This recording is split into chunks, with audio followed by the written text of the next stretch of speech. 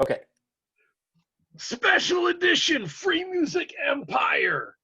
I am the Dandalorian. I am wandering through this fantastical landscape with you, joining me, a dear friend I've never talked to before, Nate Leblanc. He's a podcast extraordinaire. He is the all white linen cartel leader of hip hop criticism. Uh, he works for Open Mike Eagle. He writes Passion of the Weiss, right? Yes, Yes. occasionally about one about one article a year, but I do consider that to be an outlet. Yeah, absolutely. Fantastic. I have great respect for your knowledge and understanding of hip hop. I I definitely wanted you. You were my first choice because our tastes cross over, but they do not align. Right. It's always good when there's a little friction. I feel like you came up as a backpacker's backpacker. Am I right here? Sort of. And thank you for the nice intro and the kind words. It's like the only thing I've ever wanted in life is for people to care about my rap opinions, and that has started to happen in the last year. So it's very flattering that you would have me on your show, Awesome. and I appreciate it. And just so the people know, my platform is the podcast Dad Pod Rap Pod that I host with my friends David Yep, yep. Ma and Damone Carter, and it's weekly on Thursdays and blah blah blah blah blah. Maybe we could do a little plug ski at the end, but that's where I believe you first came across my Yep. stuff, and I appreciate it. So yeah, I mean, Live. I'm a little older than that. I certainly was a backpacker, but I've really been listening to hip hop since the mid '80s as a child. Essentially, I have a very distinct memory. Like I was in like student government and stuff. I was the president of my elementary school, and Awesome. in that role, I got to pick the DJs. And Mhm. so I would like hire DJs and then try to get them to play like NWA instead of I'll Be Sure, like at the high Wow, school, that's at my awesome. elementary school dances. So Mhm. it goes back a little bit further than that. But I certainly was deeply involved in the Bay Area backpack rap scene, independent rap scene. I was a huge Quantum Projects fanatic and went to a lot of Living Legends and hieroglyphics shows and like kind of came of age in that time. I went to college in Santa Cruz, California, which actually has a surprisingly robust hip hop scene. There was a scene at my college, and in the town of Santa Cruz, there were a bunch of venues. So, and we would go to San Francisco and go to shows all the time. So, yeah, that's kind of where I come from.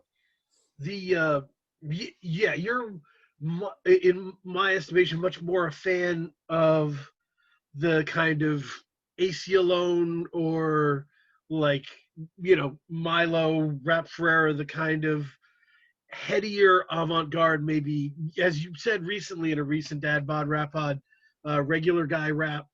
Uh, I really came into it through gangster rap. Gangster rap was my primary motivation, and I think it was just like a seamless move from like punk rock kind of, Mm-hmm. and Similar from like energy, right? listening to the Stooges or the Clash and listening to Ice Cube solo albums. It all made sense to me, um, and so that's been my natural state of mind. If there's like it just, some people, the tough talk or it'll just relax me. You're right, right, So people like albums that other people find stressful, I'll be like, I put that on to relax. Like it's right. my safe spot Yeah, because I've built that up. I've certainly listened to my fair share of gangster rap. Like, Mm. I think like most white suburban teens, which is what I was enthralled by the imagery and the kind of like fuck you. Oh, can we swear? Yeah, yeah, whatever, man. The kind of fuck you attitude of starting with NWA, building into Cube's solo career. The Chronic changed my life. Doggy Style changed my life. Like Yep. I listened to a ton of that stuff and a little bit more obscure stuff. Compton's Most Wanted, MC8, things of that nature. Mostly the LA variety Yep. of gangster rap that kind of took the world over. I was as swept up in that as other people.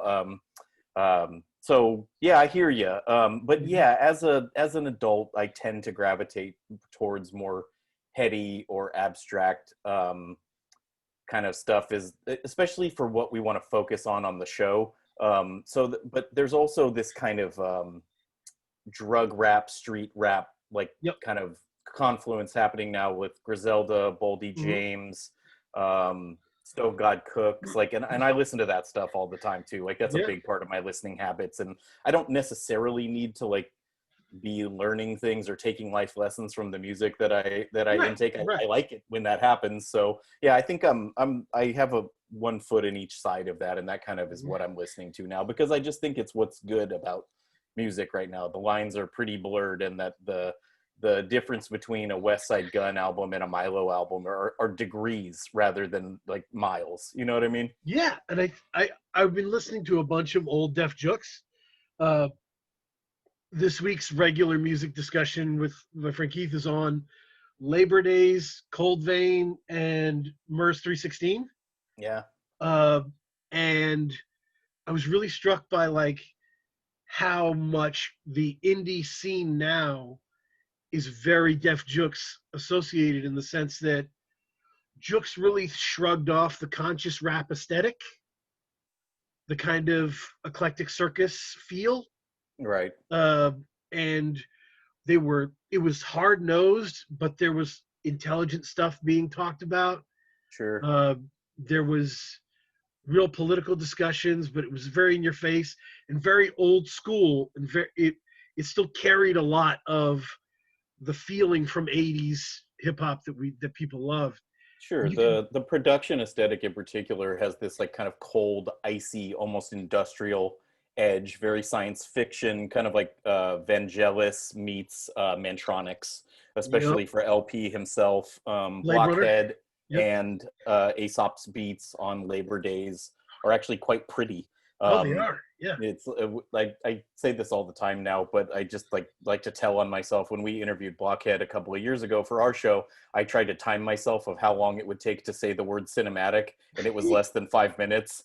And I'll be honest with you, I don't like know that of the albums you've mentioned so far, that MERS 316 is the first one I don't know like the back of my hand. It was more like something I stocked at the record store Mhm. I worked in, and I don't have that one memorized. But of the other two, I'm certainly can agree that you characterized it well. That it's not conscious per se in the way that like a Common or even a Black Alicious Right. was, where like the goal was to kind of like rise people up and provide knowledge of self.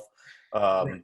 But that it was just about the internality of those MCs, and that's different things. That's surviving the city. That's being a young man. That's being horny. That's being Yep. intellectual. It was a lot of those things all jumbled together all at once, with the kind of chaos underpinning it of New York City in many cases. Yeah, and you can hear a lot, like in Elucid, in Billy Woods, in these like the major kind of art rap people, Open Mike Eagle. You can hear that stuff. You can hear that era, uh, production wise, uh, you know, content wise, because there was a period of the conscious rap where people were talking in a seductive voice about politics, and it got really weird. Yeah, And they're kind of back to the grit of it, which is very much like J. Rue the Damager. If you remember, he was talking about intelligent stuff, but he was, this tough New York dude. So it was, he was able to balance it.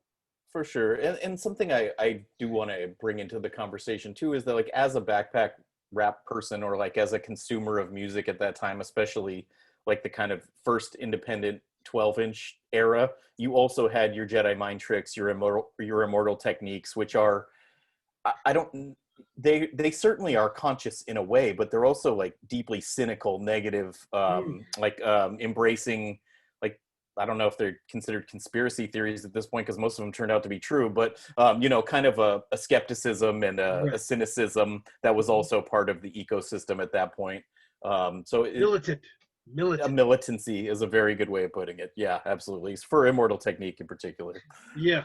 I mean, I got to see him at Rock the Bells, and he had the biggest crew of anyone, and it was in Boston, so it's all knuckleheads. They were all scared of him. Like, he just had an energy. And when I I don't know if you've heard, ever heard this story before, but Immortal Technique was literally Lin-Manuel Miranda of Hamilton fame's high school bully. I was about to say, when I heard Yeah. that, I was like, perfect. That is Yep. That perfect. makes a lot of sense to me. I certainly spent my time listening to his records. Like, he was never my guy, but I'm familiar with his work. But now that's one of those backpack things I'm very content to leave in the past. I would never willingly listen to an Immortal Technique record at this point in my And an life. Immortal Technique discussion that we had that's always pertinent when listening to rap was he would use homophobic terminology, like, and I really believe that it's contextual and that you can tell how someone's saying stuff. Rock Marcy as an example. People have questioned some of his lyrics, but it's very clear that they're jokes or gags or elaborate imagery, that he's not. He bought a unicorn, right? In the last album, Mount Marcy, he bought a unicorn. Like, he didn't really buy a unicorn. He's having fun, right? Like, Yeah. so the I content don't know if we matters. can gloss over people's homophobia in their lyrics. Like, you have to know better at this point. You're doing it purposefully. There was some Twitter discussion this week in our world about Your Old Droog's continued Oh use of yes, gay yes. epithets, which like takes me out of the listening experience a little bit. I don't know if Mhm. you've heard it, but the advances are floating around. I've heard his new album. It's incredible. It's so full of rewindable amazing technique, but then Right. it just catches me every time. And one thing I like to point out, which it just is really out of place on this album in particular. I have a particular fondness for the Edon album, Beauty and the Beat, and it's Yes. this like really beautiful psychedelic, like, just to keep using the not unicorn but rainbow Right. filled, like, Right. beautiful record. But he also uses the F word on it in this very blatant way, and it's like I almost need to like make myself an edit of that in GarageBand or something and just take that part out. And other than that, it's a perfect album. Like, it's the crack in the bass that makes it wabi Yep. sabi, you know. It's Yep. just it's disappointing, and it really, we really need to move past that as a culture. 100%. And Yeah. I don't, you know, I can separate art from artist, and I can listen to things that don't align with my political views and enjoy them, but it's getting really old. And And you can if you're doing it tell. at this point, I think you're making a point to do it. Right. You can tell people who have a problem with it, right? Like, I stopped listening to Dizzy Wright because of that. Like, there was a lot of that. Uh, and it was maybe some of it was Eminem influenced. I was like, I can give you one to just like maybe there's a lot of words in a rap album, you know? Right. Uh, Yeah.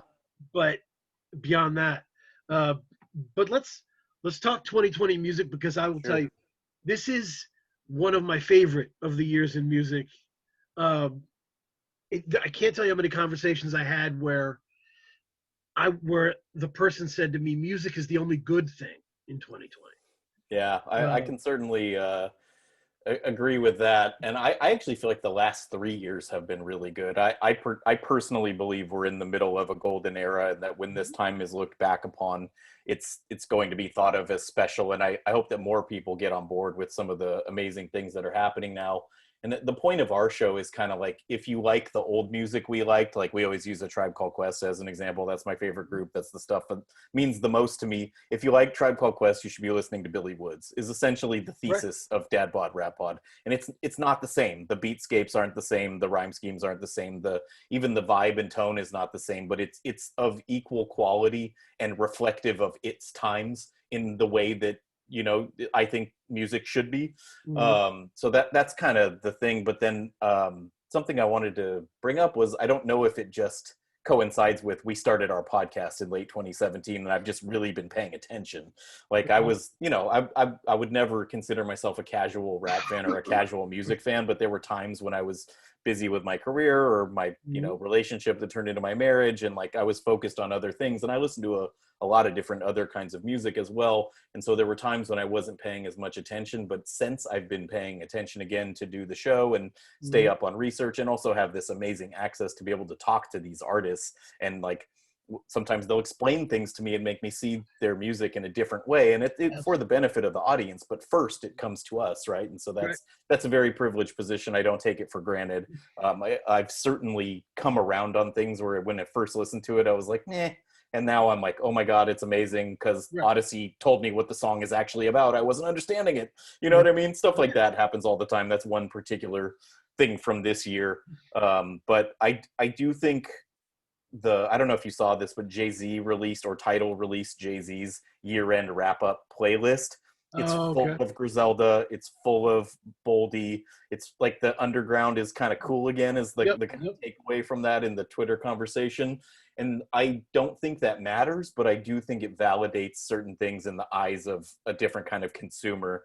So I think we all kind of got a taste of that on the Jay Electronica album. That was basically a half Jay-Z album that dropped earlier this year, Written Testimony. It was pretty clear he had been listening to Makami in particular, Right. just by the way that he was constructing his rhymes. But I think we're gonna see if that narrative carries through into next year, and if there's kind of a melding of what sells and what's cool and good, like can meet a little closer. And nothing sells anymore anyway, so I guess Right. it's what's streamed. Yeah. I mean, there's so every year, Free Music Empire. I should give you some Free Music Empire information. We name an MVP. Now, when you talk about this as an important era, I would say it's actually our second most recent important era, because I think 2009 to 2013 was the mixtape revolution, which really started Free Music Empire.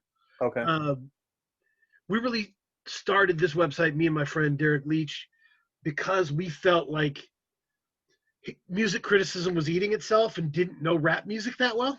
Mm, That like there were Yale educated writers who were making Proust references in Ghostface reviews, and it was weird, or saying weird kind of semi-racist stuff in Currency reviews, like I wish he had an ice cream cone on his face, or it was just kind of like, oh, this is.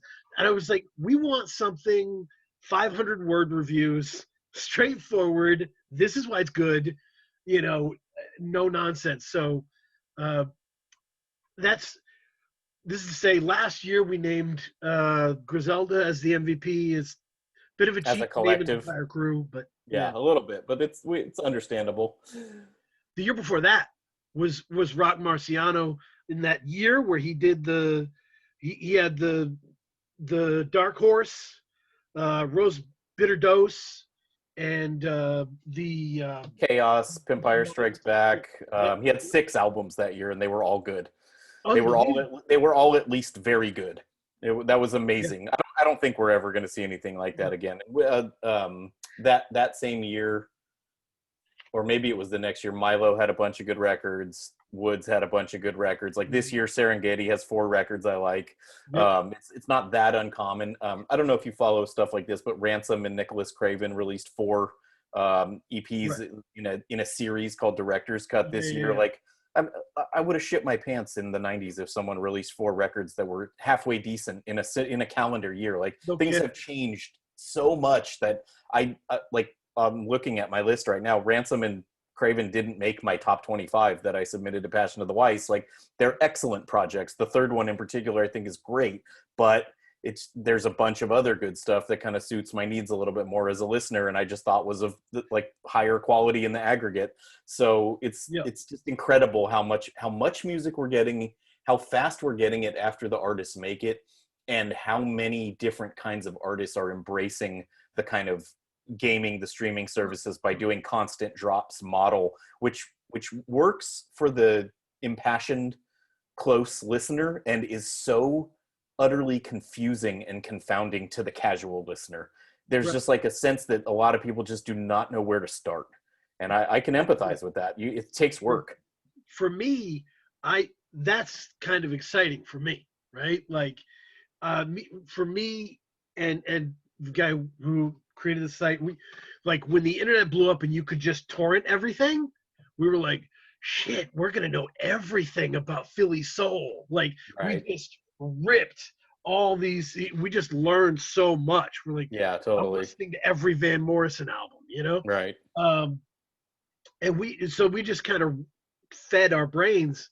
So this year I've just been doing that, and it's been great. But and to your point, the female rapper discussion is a good center point for that, because this year there's a, a ton of great music put out by female MCs. Unlike before, they're totally different, right? From like Chica to Rico Nasty to Chez Noir to, all of these people. You can find whatever you want. Yeah. Um, and what it hasn't been like that in the past. Um, You're definitely onto something. I guess it just depends. I'll say this, and I'm not disagreeing with you. I'm kind of yes-anding you. I think it's always been there if you knew how to look, but there's been a further acceptance of what is like cool. And like cool is a very broad term here, so let me try to refine that a little bit. It's not like there's one female MC per sound. It's just that I think the democratization of the internet and Bandcamp and streaming and different blogs and outlets like the kind of independent hip hop podcast movement and community that I'm a part of, um, gives outlets to different kind of voices, and there are no sales, so it's not really about sales, though you have your Nicki Minaj's. One of my top records last year was Eve, or a Rhapsody's Eve record. yep. I think it stood up to anything that was released by anyone. And there's a sense in the mainstream world, which what does that even mean anymore? And what am I talking about, right? That there can only be one female MC at a time, and it kind of went from Nicki to Cardi to now Megan. Right. And there's always a pushback on that and an attempt to make room. But on the underground level, I feel like women's voices have always been an important part of the culture, that there is no discussion to be had about whether or not people can rap or not. It's not a quality issue. It's just about what you spend your time listening to and who you spend your time listening to. And so, yeah, I think it's always been there, but I think that there are more outlets to get it out. Just try to summarize that little ramble. Yeah, I mean, my explanation to myself, and I realize there's errors in this today, that was that back in the day when the record labels ran everything, they really pushed one kind of thing at a time, right? This is the new Foxy Brown. This is the new Nicki. They were really pushing one type, putting the money behind that type. When that system broke down, and it's just kind of whoever comes up, however, you know. I don't know that. I think the problem with that argument is, I have to admit that I just think this generation is better at uplifting female voices. That my generation didn't appreciate Mia X enough, didn't appreciate Bahamadia enough, didn't appreciate Lady of Rage enough. There were so many people who you could look back and they had two killer albums, and then I didn't have a career for some Yeah, reason.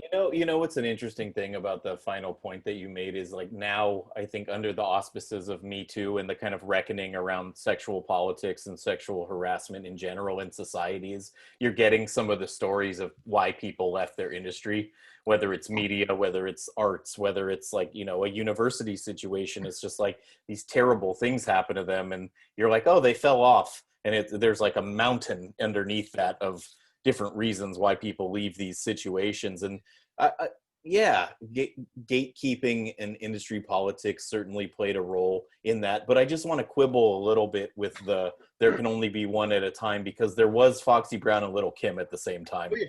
You know what I mean? It's not against each other. You remember? Yes, and that's the kind of Cardi Nicki binary that we're trying Yeah. to avoid now, right? Like, of giving everyone their lane. Yeah, and I'm a little complicit in this myself. Like, do I like Lady of Rage? Do I have Afro Puffs memorized and some of her verses from Doggy Style? Yeah. Did I love the album and bump it as much as I did like a Corrupt or a Snoop second album? No, I didn't. I'm a 13-year-old boy. You know what I mean? It's just like it wasn't really speaking to me in that way. I think getting older, wiser, understanding that there is more to life than the hardest raps. And wanting to incorporate different perspectives into my listening, I think has been really healthy for me. And I think I don't know if you agree with this or not. Please tell me if you don't. I won't be offended. As time goes on, we're about in like year 50 or so of hip hop, depending on how you, 48 technically, then more people than ever know how to rap and rap well. Oh yeah. So there's just more people who know how to rhyme now, right? Like and so many of them will be females or feminine, however they present themselves, And so it's always getting better in that way. There's always more people who can rhyme better and write better and have access to better studio equipment, because your studio is basically your laptop now. You know what I mean? So that's Yeah. kind of why I think it feels a little bit better now. And I do think it's tied to societal issues, but within hip hop, we still have a ways to go. Yeah, ways to go. I mean, but and part of what has helped hip hop, and what you just hit on was people. Yes, there's a lot more people rapping, and there's a lot more people rapping well with very disparate influences. Megan is very influenced by 3 6 Mafia and uh, and Texas and UGK specifically, and that's her sound. She doesn't sound like Nicki, Yeah, right? totally. Um, and that's I pretty still cool. think Nicki is the best technical rapper out of the people that we've just mentioned. Sure. And like there was a time where she should have been considered as the best just lyric spitter in Mm, the world. She had her moment certainly where she was really gunning for it, and then she went in a more pop direction, which is totally understandable. right. But I think besides Lauryn Hill, which I don't want to like rehash the misunderstanding debate Sure. about whether it's a rap album or not, Mm. it's hard to find universal acclaim for a woman's Oh yeah. artwork within hip hop culture. And Nicki's Monster Verse is about the closest thing you're going to get to that. And so Every that felt like a watershed moment. And now we're 10 years removed from that. And there's just a lot of different ways to approach this. Yep. And every um, you know, you get to there's every important female rapper has had ghostwriting rumors in ways that guys just don't have. When And they are often using ghostwriters. totally, totally, Yeah. yeah, Yeah. it's brutal. But the album, like Blimes and Gab, talk about it. Absolutely, one of my favorite albums of the year. Full stop. Couldn't I don't think it could have come out when I was a kid, when I was young. I don't. This is a little bit obscure because the interview was never published for reasons that are too long to get into here. But we interviewed Blimes and Gab right after Come Correct came out, and I'm a huge fan of both of them as people. And we had Gab back on the podcast later, and Yep. we'll Gab sent us her autographed record, and like we have a little bit of a behind the scenes relationship with them, and I love them. But I compared them to this somewhat obscure UK female rap duo called Cookie Crew before I knew that much about them. Do you know Cookie No, Crew I at don't all? know. They were out of the UK. It's like not really on everyone's radar. I happen to be into them. They have a Prince Paul remix of Mhm. their song "Got to Keep On," which I'm a fan of and would put on mixtapes and stuff back in the day.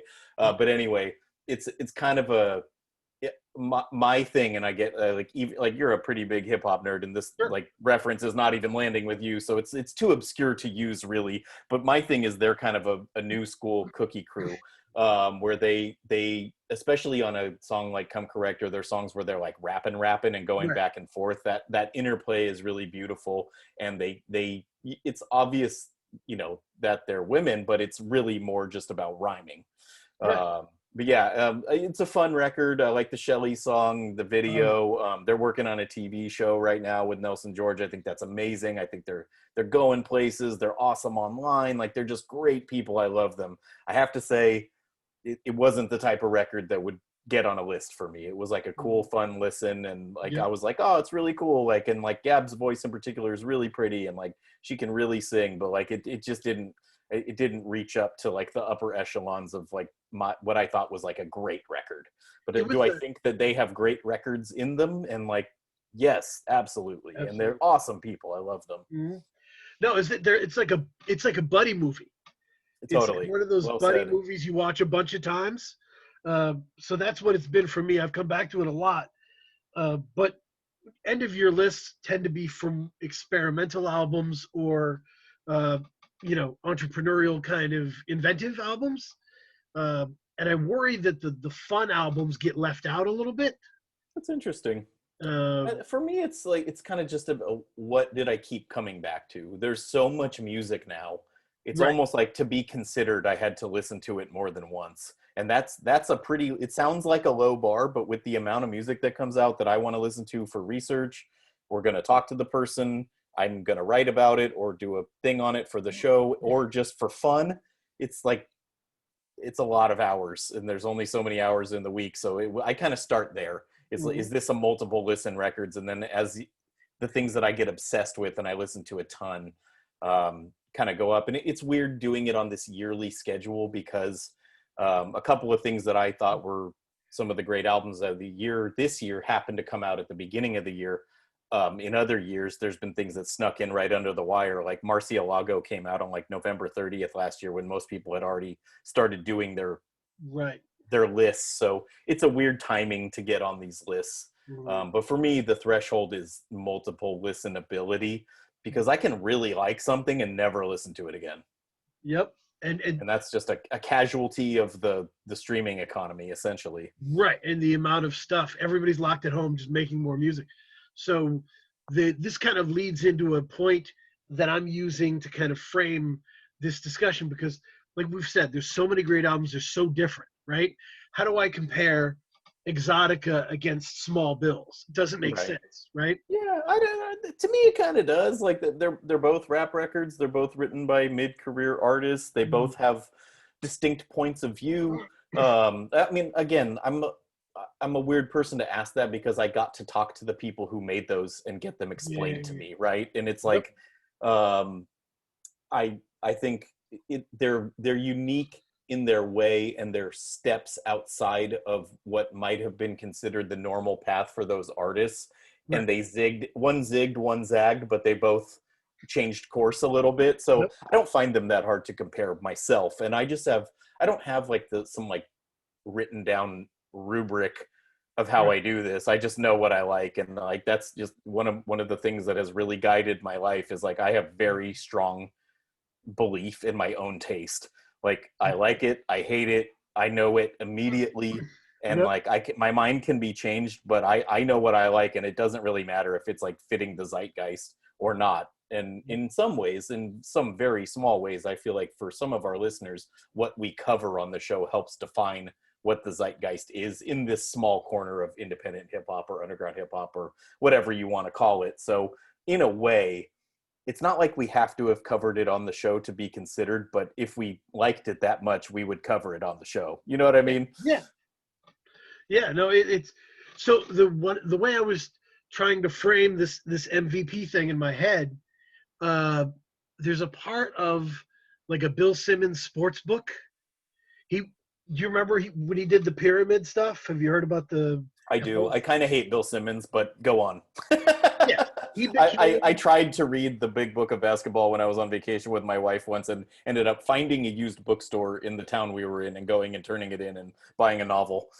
But and please go on.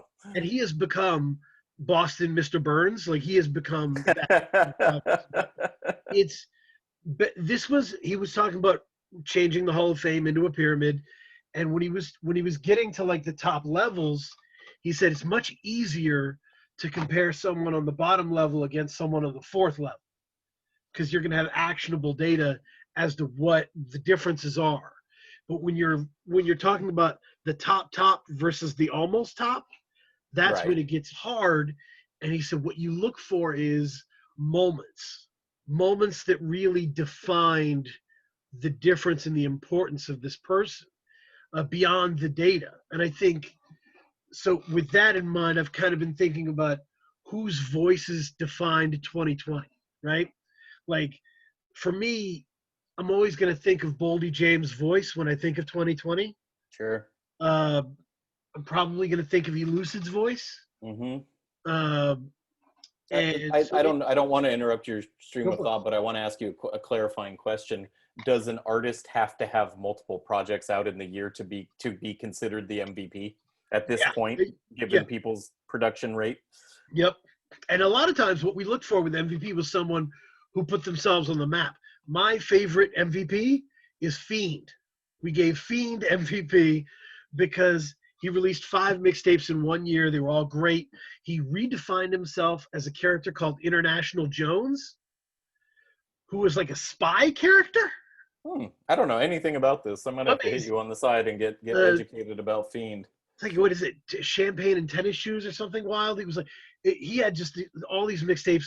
That's when he joined up with Currency, and It was very laid back, vibing stuff. It was very, but he could switch into his Fiend tone, uh, and he just put himself back on the map, and he's still out there putting new stuff out because of those years.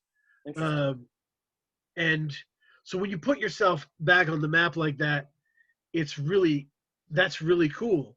And there's been a bunch of people who've kind of done that for me that I don't like. They may be too obscure to be an MVP, but somebody like Curly Castro and what he's been able to do. Had Uh, a great year, absolutely. Blue Edwards, Raheem's Lament, Shrapnel. Shrapnel. Um, but then again, Elucid has three of my favorite albums of the year, right? He produced most of his beats are Shrapnel, right? Mm-hmm. Small Bills and Armand Hammer Shrines. Like Yeah, absolutely. yeah. All of those albums are on my top 25 list. I think he's as good of a pick as you're going to get. Boldy makes the most sense for the other contention. He has 3 albums out right now, 2 of which I think are great. One I think is amazing, and the other one is just okay, is the Versace tape. And apparently he's going to put out a new record either tomorrow. What is today? Thursday. Tomorrow or the Friday after that. So he'd have 4 for the year, and I'd have to listen to the 4th one to see. If it was up to the same caliber, but Manger on McNichols is a special project, and Price of Tea in China just blew me away from first listen, and I think is incredible and has to be considered one of the best albums of the year, especially because they kind of speak to different demographics. Like you kind of have your art record and your street record, though, Alchemist, threads that needle pretty well with the beats on Price of Tea in China. It brings me to my first thing of like, we've never had a producer as MVP before. Right. But Alchemist fits that bill. Yeah. I mean, if you're talking about getting a Grammy nomination for Freddie Gibbs, who's about the least Grammyable of rappers, and like you said, I envied you because you said like you really weren't familiar with Boldy and his mixtape come up, and my first thought was shit. I was listening. I was dialed into mixtapes. Yeah. I've listened to multiple Boldy mixtapes before, Yeah. and I didn't like him. I was like, this guy sounds like he doesn't like rapping. I would go so far as to say, and I mean this in like a nice way, he sounds like he doesn't like living. It's so dour. It's so like I don't know if you listened to our Sterling Tolles interview, but he tells the story of when he first met Boldy and how Boldy was just standing in the corner rapping to himself, and that's why he got put on because the other guy couldn't complete his verse and was drunk or something, so he asked Boldy to step in, and he did it in one take. And to me, that's like not only a cool story, but a really good origin story for what you're saying, where he sounds like he's standing in the corner rapping to himself. It's just the stage keeps expanding because he's so good. Yeah, it's a psychosis that works, but I feel like Alchemist taught me how to enjoy Boldy. That's fascinating. Yeah, very interesting statement. He repackaged it and said, "You missed this," and I was like, right. I did miss that." Yeah. And then Sterling Tolles to add to it. I mean, it was, but yeah, if you look at, because the only Griselda member that I think has a case, because I don't consider Boldy a Griselda member at this point. He kind of not yet. It wasn't. Yeah. Those weren't Griselda projects. Well, right. I guess Versace tape was. Yeah, but the only Griselda member with a case for MVP is Conway. Conway's had an amazing year. Yeah, I mean, Gunn had 2 real albums. Like I think Pray for Paris is a great album. Okay. I spent a lot of time with it when it first dropped, and I agree with you. I really, really enjoyed it. Who Made the Sunshine is a fucking weird record, dude. Like that I can never remember the name of the track, but there's a track on there that is so bizarre. I'm like, this almost seems like a fuck you to his like label deal that he put this on this, like just to like take up time. And so I personally enjoy that. I don't care about his label politics. Right. But the Conway is always really steady. He's a great rapper. My thing with Griselda is Benny's the best writer, Westside is the most charismatic, and Conway is the best rapper. And given the kind of physical constraints for him, it's incredible what he accomplishes on a moment-by-moment basis. Just for me, though, none of those projects really resonated. Like, I didn't love Lulu. I didn't love, what is it, from a god to a Oh king, or king God, to a yep, yep. god? Yeah, I was like, okay, it's good. And they just Yeah. didn't strike me as amazing, which, it's fine. And I've been wrong about Griselda before. We didn't even consider Tana Talk 3, Benny's masterpiece, as part of our album of the year discussion in 2018. It dropped a little late in the year. I hadn't really like gotten the Griselda thing yet. Right. And now when I listen back to the records from that year, I still like a lot of them, but I was like, well, this should have at least been in the conversation. It was just a blind spot for me. Right. I think it took me a little while to catch it, and then once I caught it, I got really into it. Yeah, I mean, and this is it. I think what has ultimately hurt Griselda, and I think Pray for Paris, West Side Gun tried to remedy this a little bit by switching up the production a little bit, doing the French Toast song with Wale, kind of stretching out a little bit. Uh, but, but one of my favorite producers of 2020 is Small Professor. And Absolutely. the reason, and the Yawn Supremes, I got to tell them online, have really helped keep me sane this year. Like that was real, like mental health music for me. Yeah. Um, but what I love about Small Professor is it's so soulful, it's so beautifully soulful, Yeah. but it loses no momentum.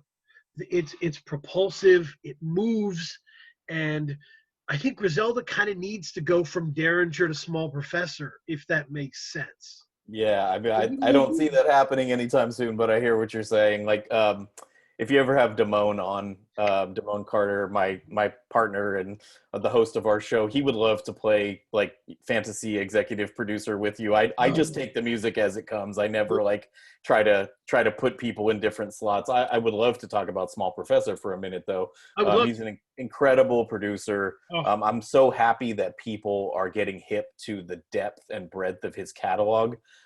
He's kind of a really important person for our show because early on in our process, because he's friends with our co-host David Ma, he allowed me access to his Bandcamp, which is where all those John yes, things yes. come from, to just grab whatever I want whenever I want to use to score Dad Bod Rap Pod. So I'm happy other people are hearing them, but I feel like I use the term, I've been swimming in those records for like 2 years now.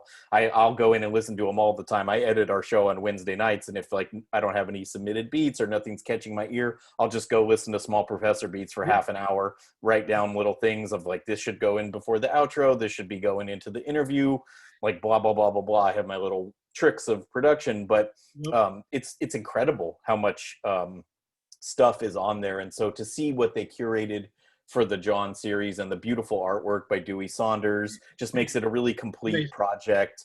And Smalls is like the coolest guy in the world. And just one quick story.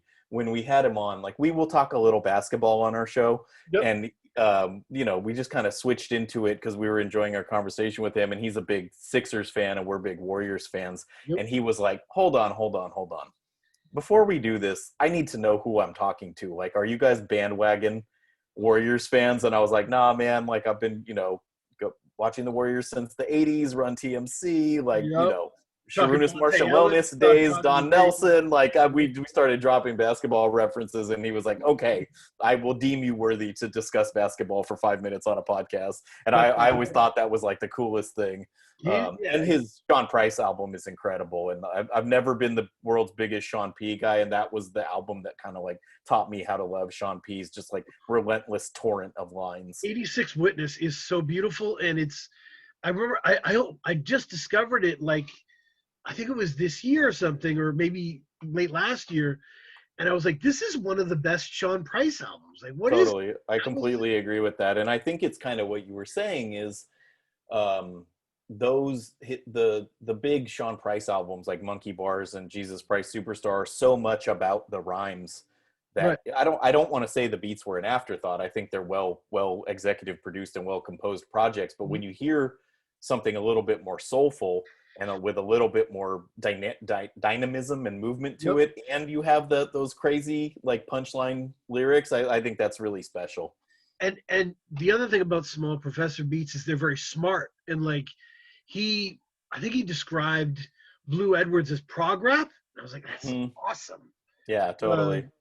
and I've gone over the moon for the Wrecking Crew releases, partially because of how different they are, like Totally. how different the Zilla and Chong Wizard sounds from Blue Edwards, from Shrapnel, from they're doing a great job curating different stuff. Totally. It's very thoughtful. Those are the homies. Like Zilla Rocca was the first Yep. person to ever really acknowledge our show, and I've gotten to know him a little bit, and we've been on each other's shows, and I'm a big fan of his. I just listened to Midnight Suns yesterday, and something that always strikes me about Zilla, and just briefly, this is a different palette for him. Like the sample choices and the kind of really leaning into the comic book thing is an interesting move, but Zilla's rhymes are so relatable.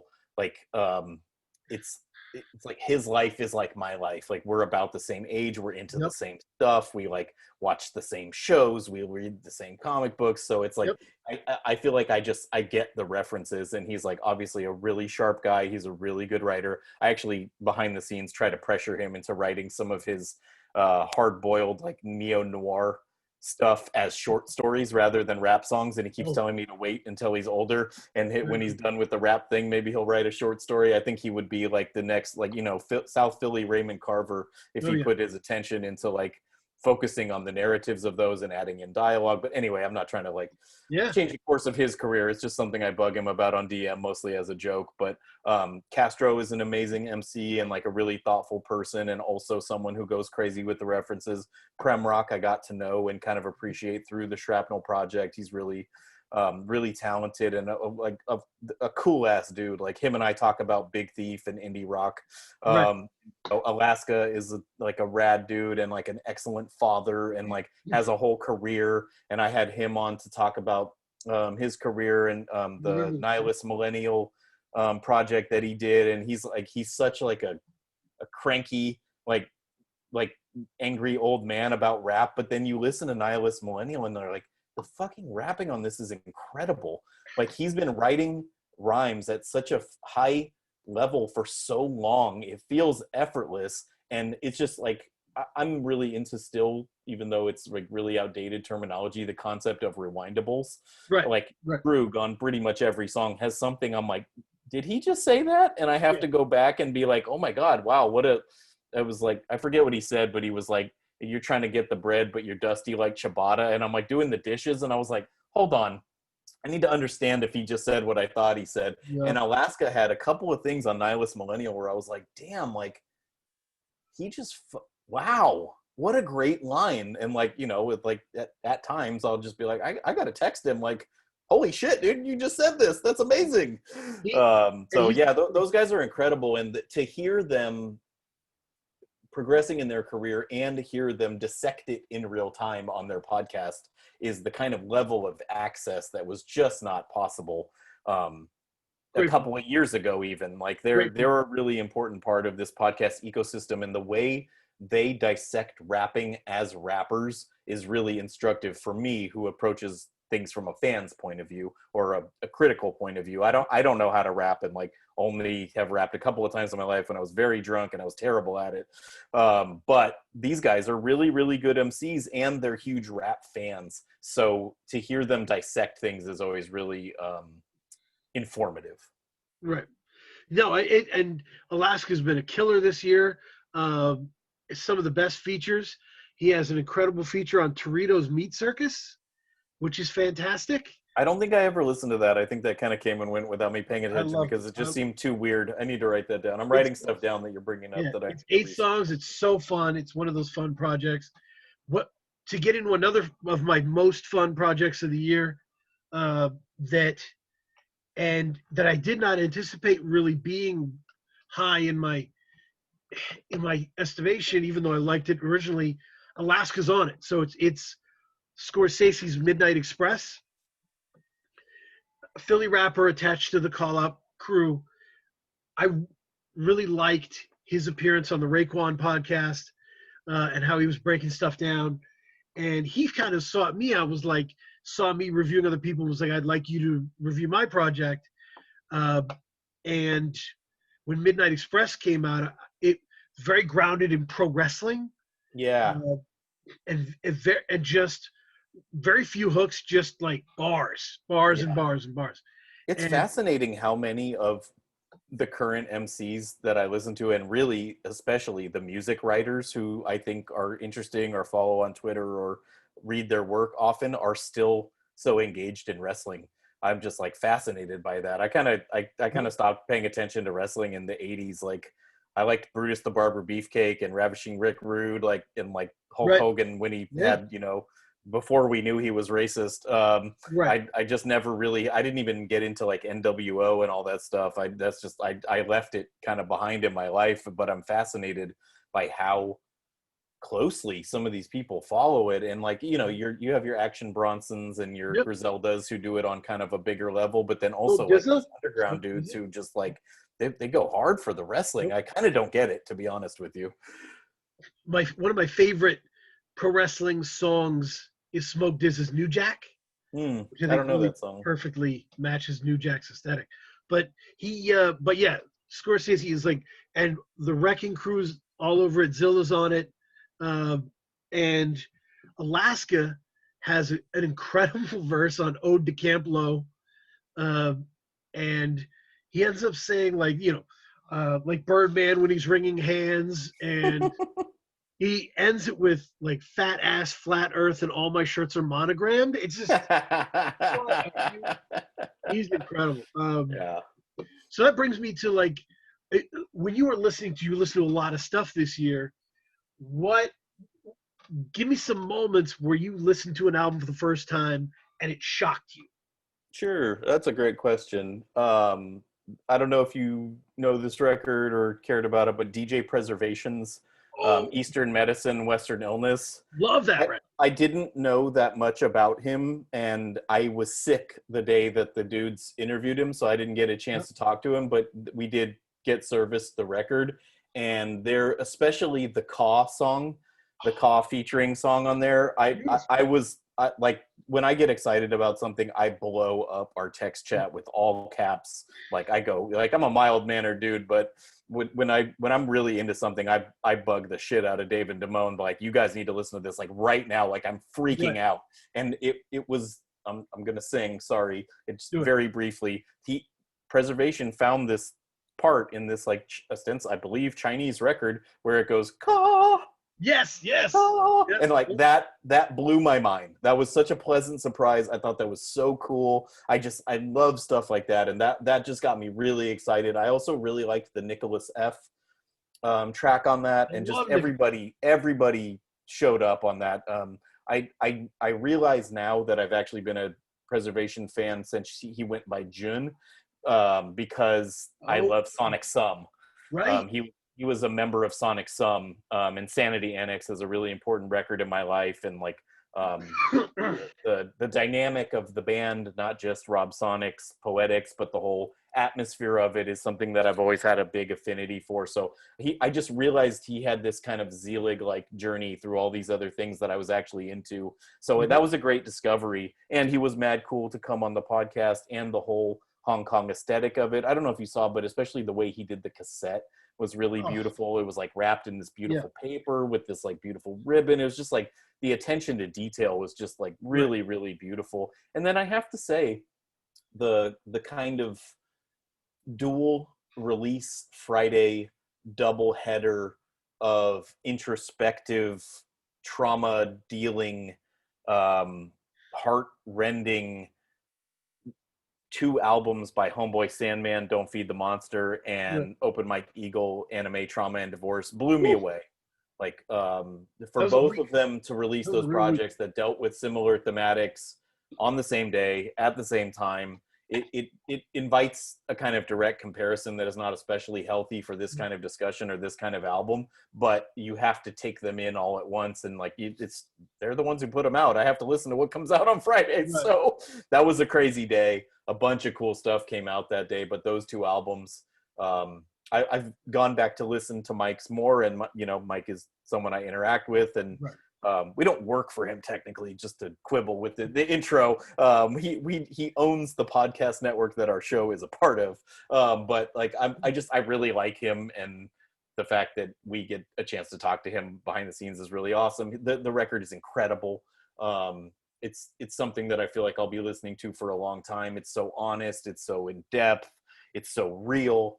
So that's great. And then the Homeboy Sandman record is so honest in a way that makes me uncomfortable at times, and it's something I've had a lot of conversations with people about, and I don't know if it's me or it or them. And then I don't know if you listen to this interview, but he was sort of a guest on Can't Knock the Shuffle, which is another show on our network. Really, really good. You should listen to that show and listen to that episode. He's billed as visitor because for weird reasons I don't understand. But he gets into a couple of songs on that album.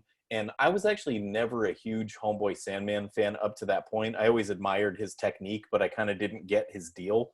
And then we had him on when he was promoting Dusty, and he was kind of weird in the interview. And then he did this whole riff on Sean Kantrowitz's podcast, Can't Knock the Shuffle, where he was like explaining how he was in a bad mental place when he was doing and promoting Dusty, and he kind of disavows it, and that this is the real him. And I was like, well, one, like, that's not that cool, man. That's like, you should be honest when you come on these shows. And then two, like, wow, he was really going through something, because this shit is fucking intense. So I don't know, did those resonate for you as well? Sorry to monologue there. I'm gonna give you an open Mike Eagle take, right? Yeah, and please. Not controversial. It's just I consider him one of the best rappers alive, right?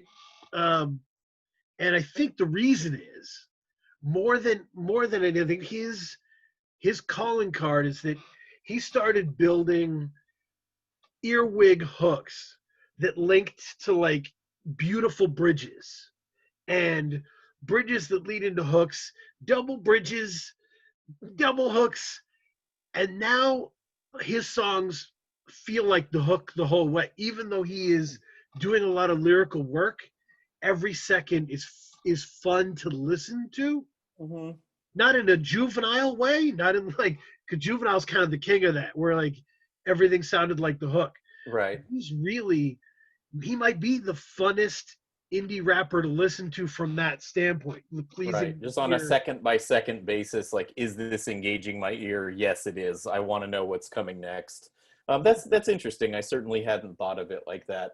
I think the kind of confessional nature of this just put me in a different mind state. But like, one of the great things about Bandcamp Day, the first Fridays of the month where Bandcamp waives their fees and lets artists keep 100% of the proceeds, is it's really changed my buying habits. And one of the things I did in the first one this year, or maybe the first one of quarantine, March or April or May, I don't remember when they started it, was I bought Mike's digital discography on Bandcamp just to like try to be the homie. And I had listened to his work, but I didn't know it.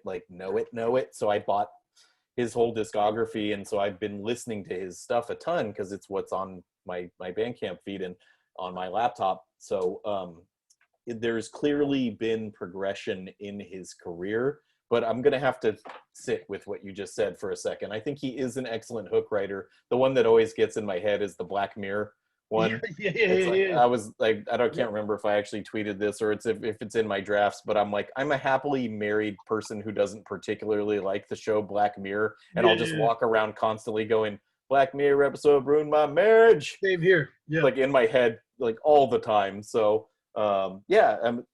it's a really, really special record, and it was cool to see it get some love.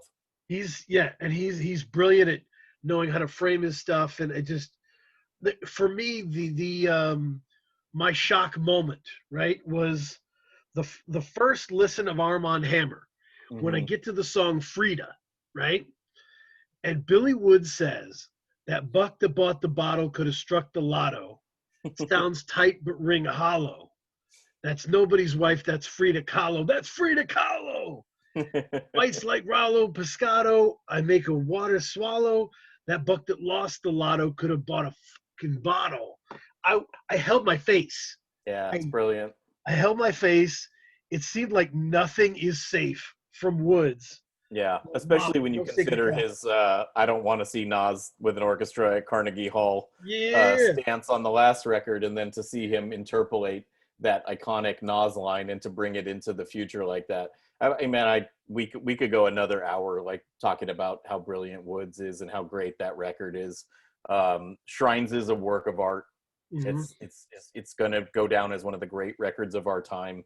Yep. I just don't have enough good things to say about how they put it together as a project and how they progressed a little bit out of the industrial kind of dystopian aesthetic and into kind of a more pastoral, which they don't use that term. That's the term I'm using. Just a little bit softer, a little bit more fantastic, if you will, take. And that's something I've been finding myself wanting in quarantine, is like a little bit of escapism. And like somehow, even though they didn't know this was coming, they made the perfect record for this time. I remember very distinctly hearing the record for the first time. I was riding my bike through my neighborhood and just like you, blown away at different lines, and just like I was like, I can't believe he just said that. The time machine, but it only goes forward. Like it was like, I think about that all the time. My my comparison at the time was that Shrines is like Training Day. It's like the movie Training Day, and Woods is Denzel, and Elucid is Ethan Hawke trying to keep himself together in this world, because Elucid's verses sound very like focused and like introspective, and meanwhile, Billy Woods is like, talking about Jewish mysticism, or talking about politics, or the lifting other people's speeches to give it commencement speeches, or just like really wild stuff. And Castro made a great point on the Call Out Culture podcast that Run the Jewels 4 sounds like Run the Jewels 4. Right. Right? For sure. Nothing against it. Changed it up a little, but it's clearly them doing their thing. Installment of Run the Jewels. Yeah. The thing about Armand Hammer is they change it every time. Mm-hmm.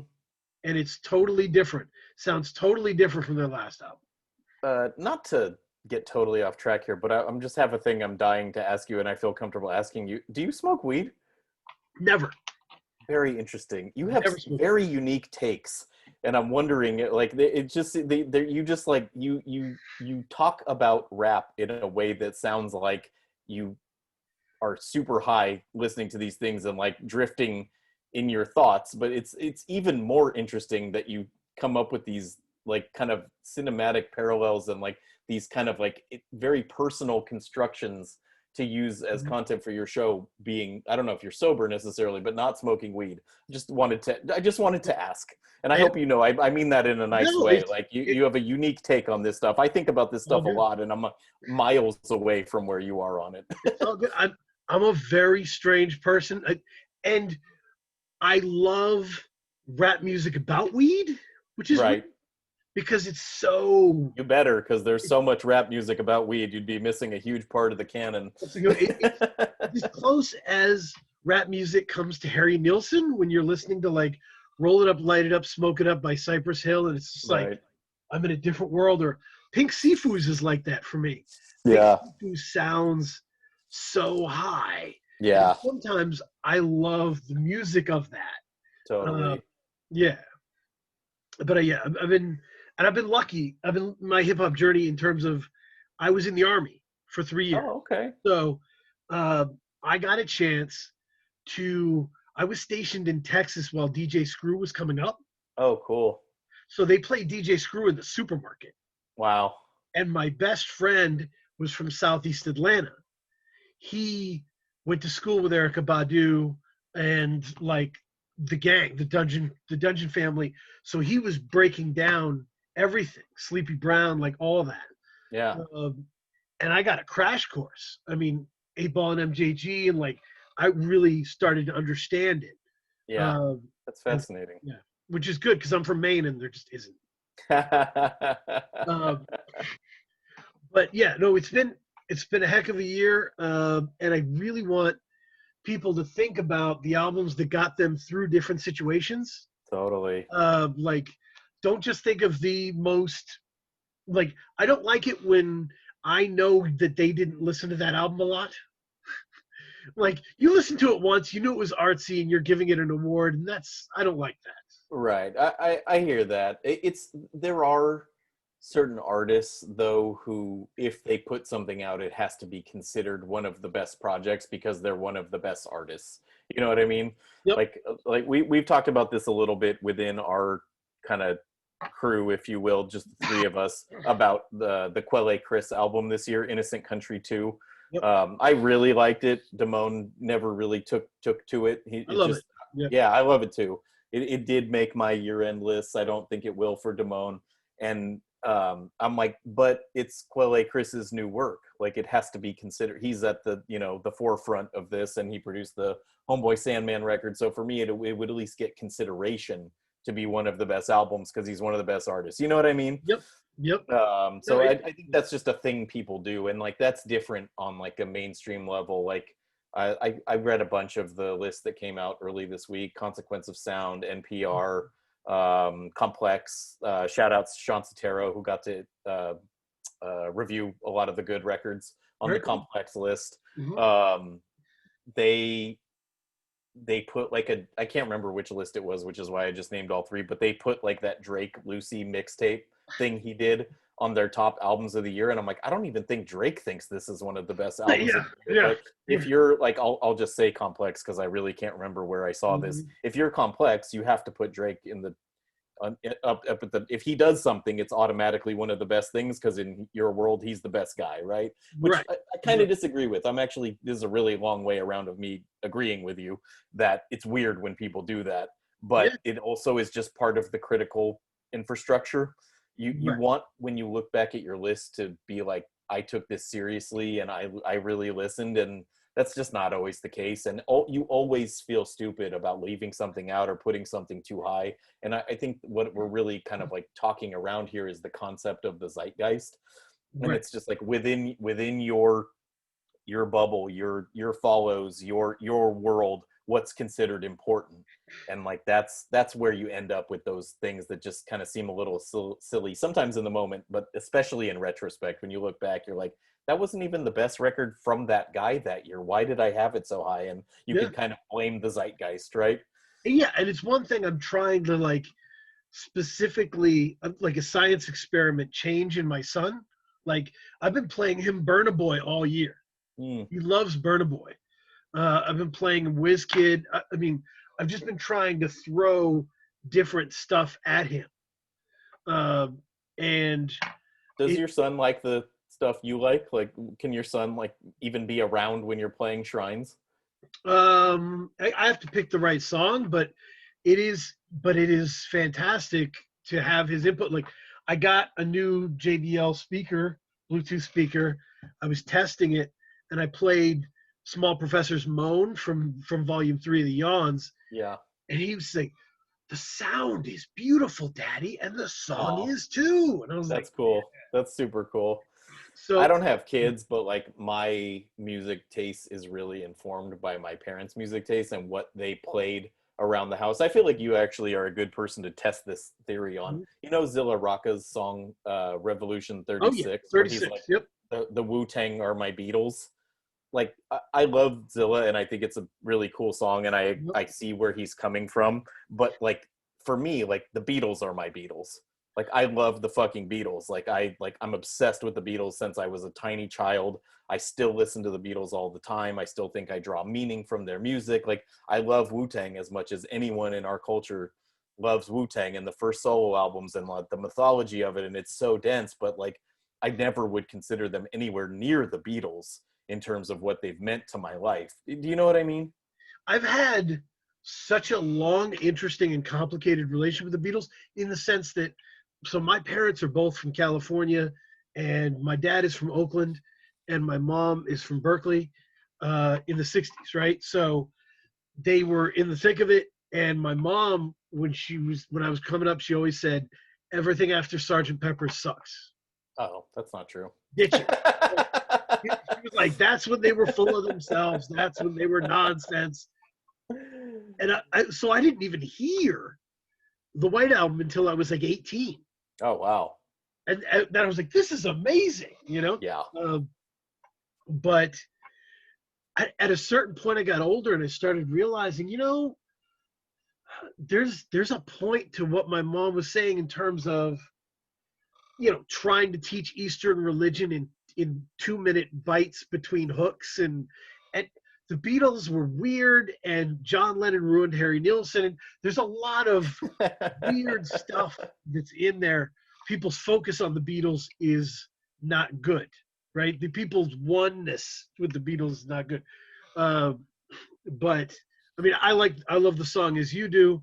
Uh, Wu-Tang are in a cleaner space than the Beatles are for me because it's not as weird. There's a Interesting. lot. The Beatles, I have 4 Yeah, different. there's less baggage. Yeah, yeah, they've evolved, and it's like a family member is that's Hmm. the way to say it. The other question I was going to ask you, and I have a Yeah. weird answer to this. Okay. When COVID first hit as hard as it was hitting, Hmm. what album were you listening to that will be burned forever with that time? That's a good question. My answer is not good, and it's actually like I listen to this album all the time and have it associated with other memories. But I'll say the album that was like comforting me, that I just, when the world wasn't making sense and we didn't know if we were gonna have toilet paper, and like I Mm-hmm. didn't know if I was ever gonna hug my mom again, and I actually still haven't. Since then is the album Summer Sun by Yo La Tengo.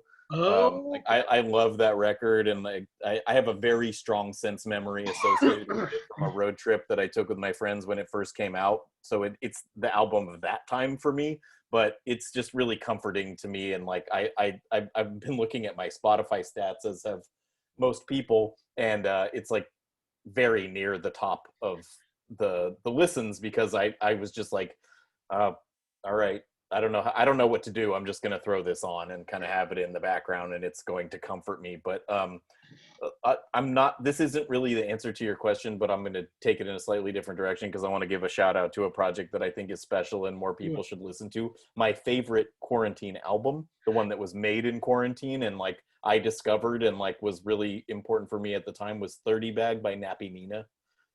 oh, 30 bag. Yep, I'm a yep. huge fan of that project, and she's from Oakland, and like I always like dug her steez, but I didn't really get her as an MC. 30 Bag, and in particular, this song called Humble on there, I just think are incredible, and I really think everyone should listen to. So that's like my non-answer, but I hear you. that's the quarantine record of the year for me. So while we were like first discovering that this is like actually a big deal and it's going to change life as we know it, and like everyone was starting to understand that, I was just listening to like newish releases. So I was listening to King Cruel Man Alive, Oh yeah, I love King Cruel. and I was just digesting King Cruel Man Alive, and so like I was just walking through like my empty workplace being like, such a funny life, and just like uh, really just there was something about the depths of how sad he was and Yeah, the it's like depths of how life sad finally he caught was up to so how like comforting. sad King Cruel is all the time. Yeah, yeah, yeah. He was perfect for that moment. He was like, Yeah, totally. yeah, What's the name of that album? I need to revisit that album. Man Alive. Great artwork. Yeah, the pink thing on the Yep. blue background, Yep. right? Yeah. I remember seeing it, and I think I wasn't wanting to listen to bummer shit at that time, Mhm. so I kind of didn't listen to him. I love his first like three records though, and his Archie Marshall record, where he's like Yep. kind of experimenting with like beatscapes, and it sounds like Earl beats. Yep. Totally. Yeah. There's been a lot of not King Cruel level, but like super sad but beautifully artsy rap in terms of the one that comes to mind is Ada Irene. Do you- I don't know that one. Can you Navy like Blue. how did who's that? Navy Blue. One Uh, more time. Navy Blue is the artist. Oh yeah, Navy Blue. Ada I Irene. listened to it once. He's really talented. I don't know if you've ever heard us discuss this on the podcast, but like we call that whole corner of like post Earl, like Mavi, Navy Blue, Mike, Yep. Ned Hain, who I'm apparently not allowed to listen to anymore, but was so into before he had his recent troubles.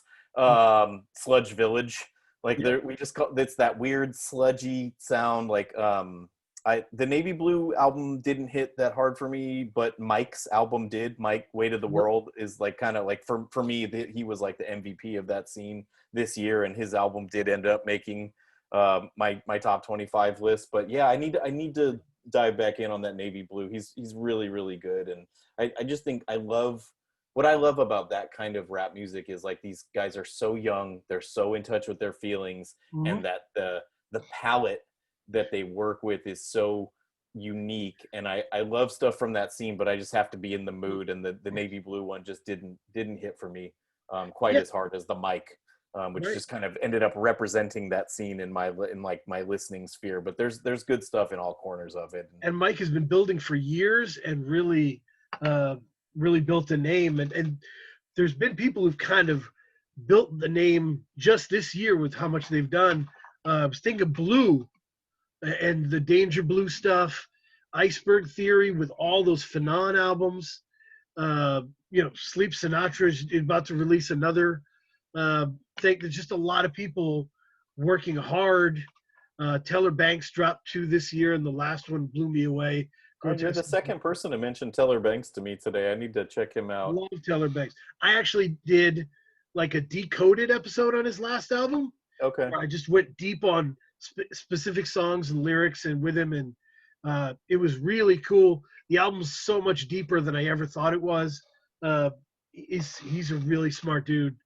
And yeah, I just, there's so many people just kind of trapped working really hard on the music.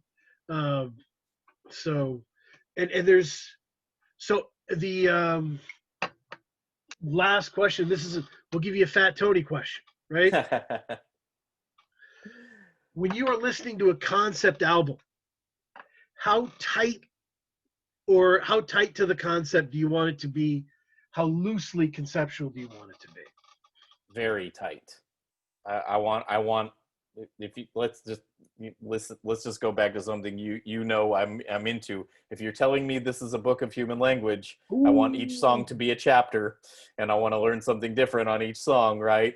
Yeah, I think their hip hop is riddled with half-assed concept albums that end up not really being good concept albums or just albums. And like applying a loose concept to something, especially if it's just through the skits, is a waste of time. Just make songs.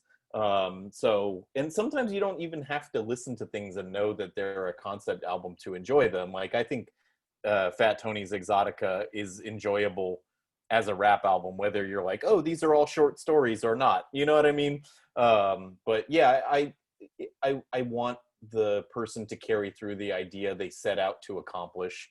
And it matters to me. I'm still an album guy. Like I don't really like listening to scattered singles on YouTube. I don't really like, or I just never really got how to listen to mixtapes back then. When you were talking about your whole first mixtape era, I basically missed all that because I worked in a record store, and I was like, I can't order this.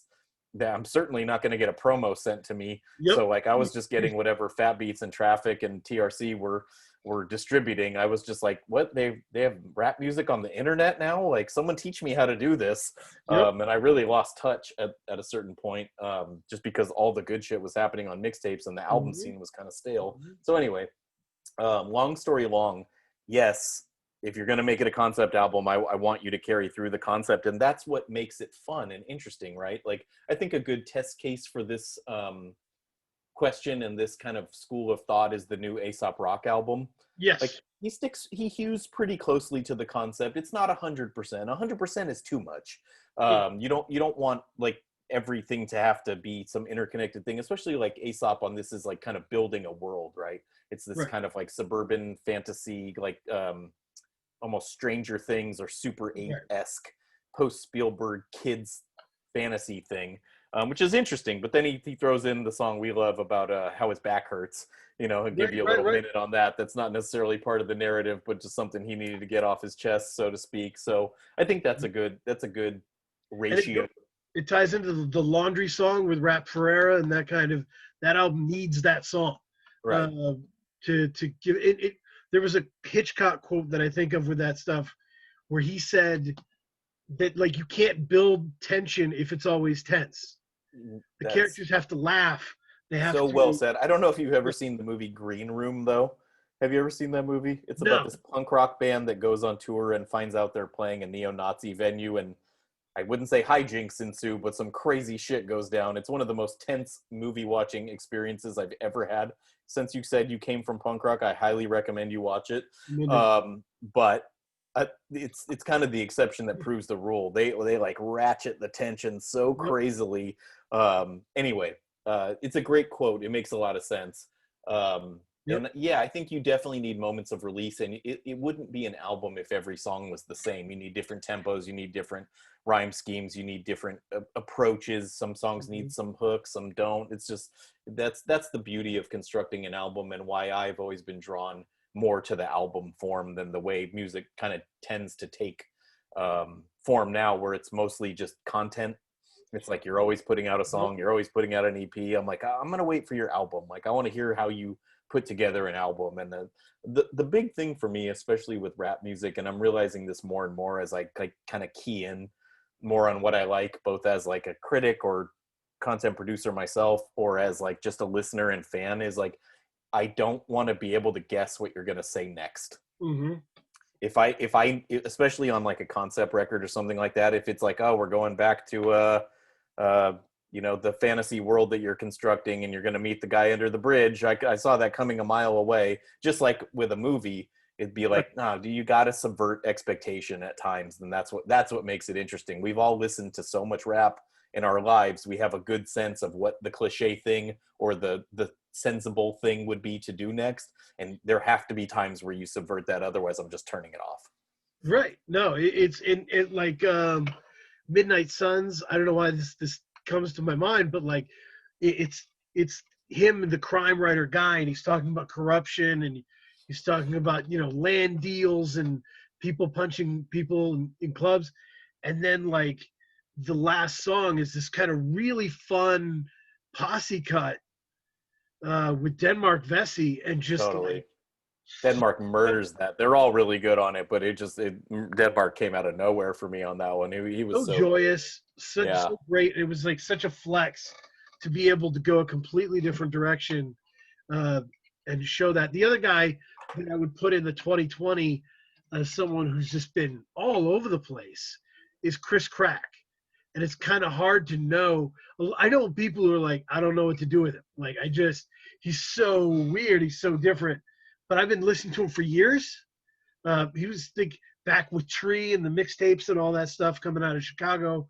There were some real years I was locked in with Chicago, and I just love the development that he's had, and the kind of groove he's been in with these weird, funny albums.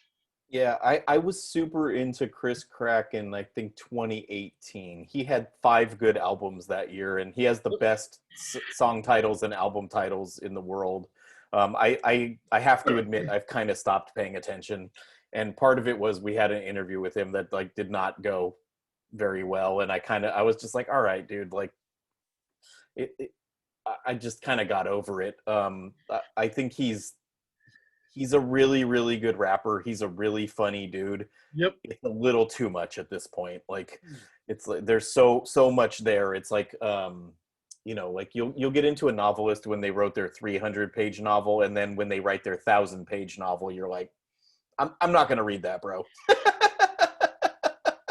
It's like the 350, 375, 480. Yep. We could talk 1,000, even like a Murakami, right? Genius, IQ 84. It's like, I'm not fucking reading that, dude. Like, it's just, I'm sure it's amazing, and you had a lot to say clearly, but like, that's not for me. So like, I kind of can't do it. This somewhat seems to contradict, but I don't think actually contradicts something I said earlier. I don't want them putting out 5 albums a year every year. You should have these years like Rock Marcy in 2018 where you go crazy and all your shit is amazing. But if you do it all the time, there's no way there's a quality control filter on that. And I haven't listened to these new records, but I'm just saying, like, my phase kind of ended with him, and I've kind of lost the thread because there's just so much to deal with as a fan. So what happens? Because I've heard the albums, I've really enjoyed the experiences, but I will tell you one of the things you're getting at. I've loved his year but I can't give you an album that is his album. Right. That makes sense? I Yeah. can't What's the give you, masterwork? What's the yeah, one that like the casual fan could latch on to? it's all kind of part of the The D of deal. that's Yeah. kind of maybe it's a Kevin Hart kind of thing where he's like he's just super active and he's himself all the time and it's it becomes its own beast and it's hard to distinguish stuff. Yeah, Yeah. but Could be. Could be. it, He's really talented. I've enjoyed some of his music tremendously. There was a time where I was listening to him a ton, and then I just kind of phased out of it. the person who sank themselves with the over releases. Do you remember when Murs did this? When he did like 10 in 1 year or something? Yes, there was a point when I was working at the record store where I realized there weren't like two or three Mersa Night Wonder albums. There were like seven, and I was like, how am I supposed to keep up with this? Like I'm as into this as it's possible to be. It's my life, it's my job. I get like the records sent to me. I get little pieces of paper printed out that tell Right. me what they're about. Like I'm on this shit and I cannot keep up with this. And I love it when people are productive and when they give you a lot of different looks. It's just I just like I don't know what they're expecting from their fans, and I don't understand how their big fans listen to anything else. Right. It's a wide world. Like I would have no time to listen to Yo La Tengo or my recent obsession, The Grateful Dead, if I was listening to Merce albums all the time. Right. So I'm gonna pick a few that I like and that make me think of high school and like the fun times I had hanging out with my friends and being obsessed with Living Legends and Log Right. Cabin and Three Melancholy Gypsies, and then I'm gonna move on with my life. Yeah, I mean, I think my parting thing would be I think my MVP's got to be somebody who had had a real plan for what they were going to do and achieved it at the highest level, and that putting that plan in place and achieving in that way, uh, you can see it as a gamble, and they saw it as the only way to do it. And I think that's probably going to be my thought process, but I'll have to Are think you about it. choosing your MVP on this episode, or do people have to tune in next time to hear I'm who going to wins? do a write up. I'm going to do an elaborate write up for it as Right the on. We don't use the MVP framework, but I will pitch in here to kind of close out the video. Given what you've said on how you choose an MVP, I think the MVP of the year was Elucid. it's it, I really honestly before this year I wasn't that into Elucid. Like it really wasn't. I thought I mean obviously it was all about Billy Woods. Shrines helped me understand the importance of Elucid, and then I went back to like Half Measure and stuff, and was like, He's wow, incredible. He's one of the best rappers in the world. He's an excellent producer, as we saw on Shrapnel and his kind of EPs where he did his self-produced, more abstract stuff. Um, I Small Bills is incredible. It's oh, yeah. just a great record that takes a multiple listens to unpack. So given what you've said, and I'm not trying to lock you into a choice, I'll just say as the guest, if we're doing it the way you do it, my MVP would be Elucid with a close second, Boldy James. And then I guess as a third, if there were such a thing, third in the MVP voting would have to be Alchemist because he just had his hand in so many incredible projects. So yeah, a lot of good music this year. I appreciate you bringing me on to let me talk about some of it and my perspective on it. Yeah, my favorite Elucid skill is the chanting. By the way, he's Interesting. he chants in this way that like I've only really heard like Kendrick and a few people be able to do it, where they're Yeah. not singing, Right. they're not rapping, but it is a chant. Right. Right. Like that rhythmic, deep thing that like you can tell comes from a very real place. E.T. Diamond, I guess, would be the one that is on Small Bills that's like that. Yeah. Featuring a really good Concept Jackson Yep, verse as well, which was like a really cool feature choice for that weird record. totally. And yeah, and that was a Halloween album for me and my son. We played for Yeah, Halloween. totally. Yeah, Uh, but yes, thank you so much for coming on. Thank you for absolutely. chopping it up. I can't thank you enough for this, and being able to pick your brain on this stuff and where we are and where we were. Uh, and yeah, we'll stay in touch in the future and For sure. yeah, see what's All up. right. Listen to Dad Bod Rap Pod, read Passion of the Weiss. Shout out Dave and Damone. Dan, thanks for having me. This was fun. This was great, man. Thank you. All right, cool.